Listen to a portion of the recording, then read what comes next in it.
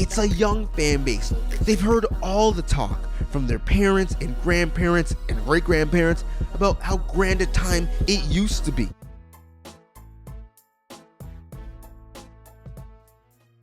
Dallas Cowboys, NFL. There is not, at the time of this writing, any way any NFL franchise can legitimately claim to be the official team of America. Hey, I'll tell you what. Feeling Dallas. Yes.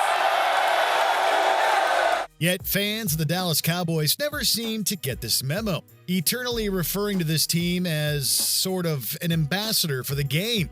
Maybe it ties into stereotypical imagery of the American West, of the wild frontier, and archetypal machismo? But these boys ain't won in 23 years, and you sitting here representing them. You should be ashamed of yourself. It's funny. You should be ashamed of yourself. It's funny. You should be ashamed of yourself. Regardless, it isn't as if the Cowboys suck, since the team did make it to the wild card back in 2023.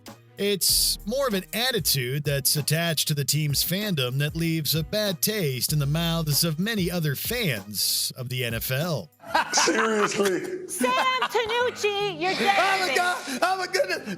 We're not supposed to have this. Pittsburgh Penguins, NHL.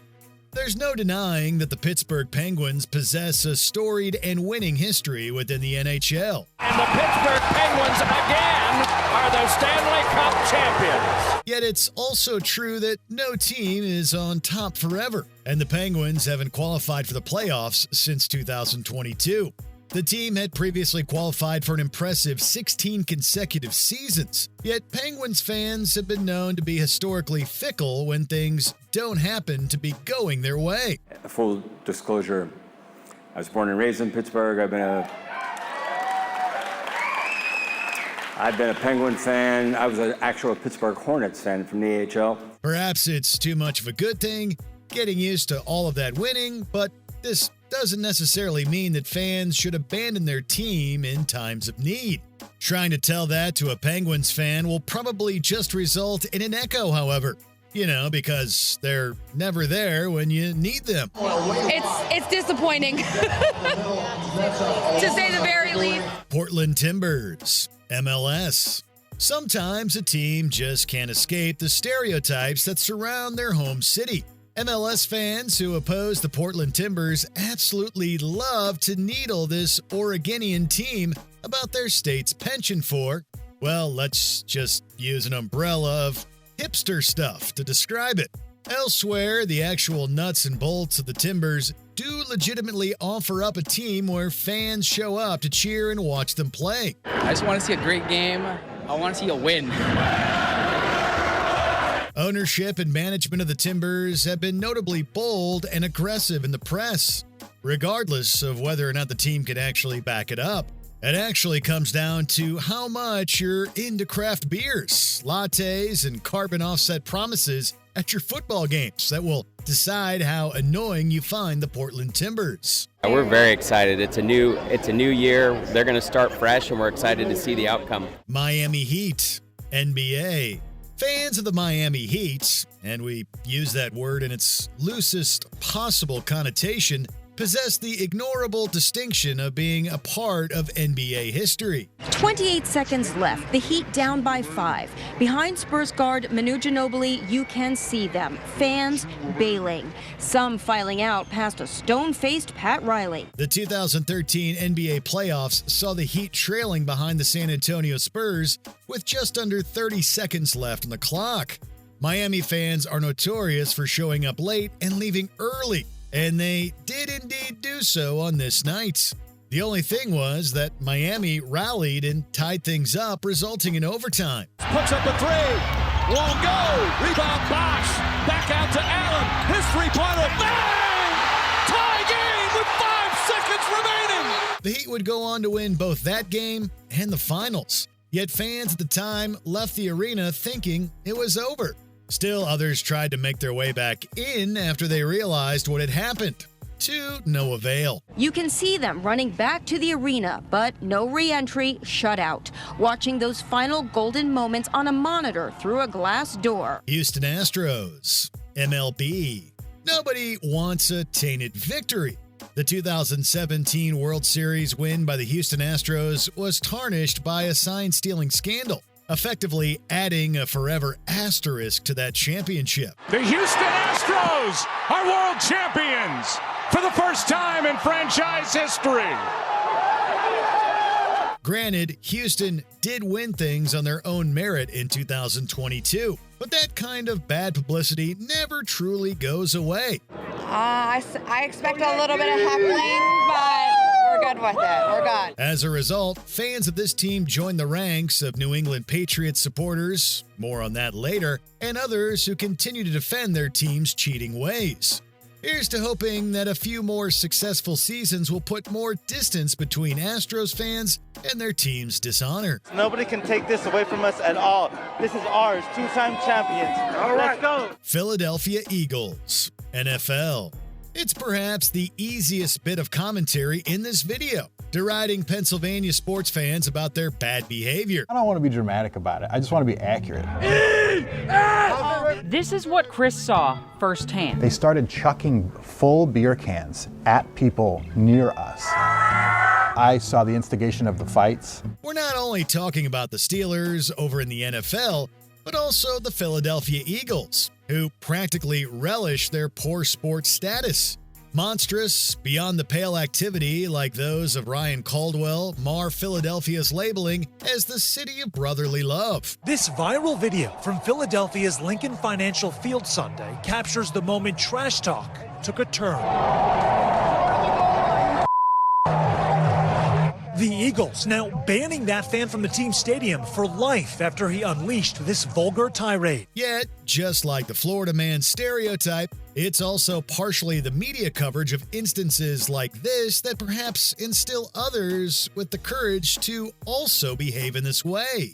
Perhaps, just perhaps, if we ignore them, it will go away? The fans in the city right now is electric. You just feel the passion for football in this city. Toronto Maple Leafs, NHL.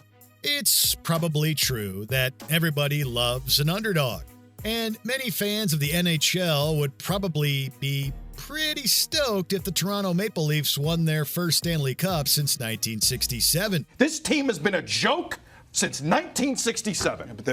From Ballard all the way through, I don't forget anything. Leafs supporters would definitely be over the moon since they routinely seem to be disappointed year after year. No matter the playoff format, no matter the playoff foe, they found all types of ways to lose. They just lost to a 42-year-old dead pony driver. It's been one long drought, however, and other fans have noticed just how much Toronto hangs upon each year with a focus that's almost distractingly obsessive. Maybe if that day comes sooner than later, Toronto will finally calm down a bit, but we'll honestly believe it when we see it. Well, now it's their time to roar and get rowdy. It's their time to rock. Los Angeles Lakers, NBA. It's a toss-up as to which California basketball team possesses the worst fandom in the NBA. People are very proud to be a Lakers fan, but take a look for yourselves. Take a look at some of the video of these fans as they came rushing out of the arena. The Golden State Warriors are up there, but we honestly just gotta go with a more old-school target, the Los Angeles Lakers. Their historic rivalry with the Boston Celtics is absolutely the stuff of legend, but it's also this legacy that makes their fans feel, well, a bit entitled. Hey, hey, hey, hey! LA, let's go, LA, let's go, LA!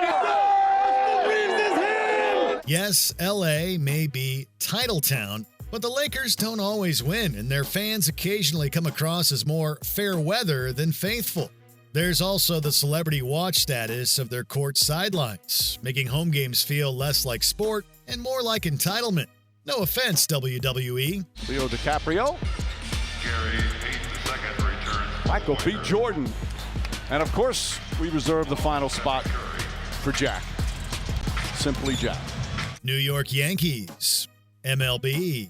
They're a very easy team to hate, while also possessing a fandom that's equally infamous for their support of this evil empire. Yankees fans we spoke with today seemed to support an effort that was, at the very least, impolite, at the most, reckless. Unlimited funding has put the Yankees in a place where winning feels commonplace. Yet their fans are also not known for being supportive when the going gets tough. The Yankees have 27 World Series wins, but it's been 15 years since their last victory. It's been 2009. We've been waiting. Instead, Yankee supporters are usually looking for something or someone to blame when a season doesn't go their way.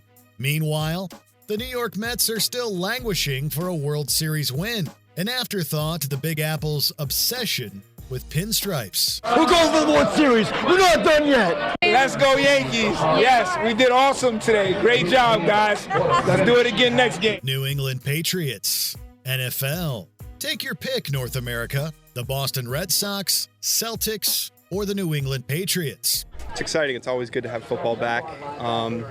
Whether the football is good or not, I'm not really going to complain about that. All three have their supporters, but if Deflategate has taught the world anything, it's that New England fans are easy to hate. Patriots fans are notoriously fickle and quick to diss their once-winning team for their current NFL slump.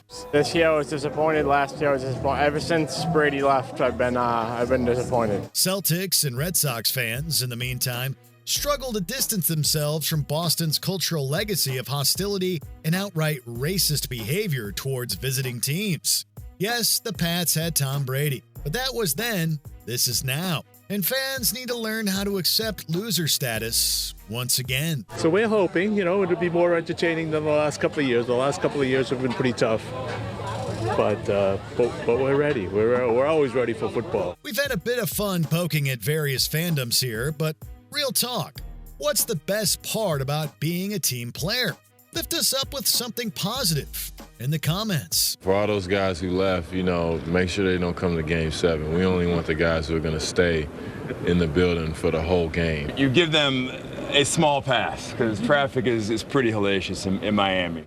Did you enjoy this video? Check out these other clips from Watch Mojo and be sure to subscribe and ring the bell to be notified about our latest videos.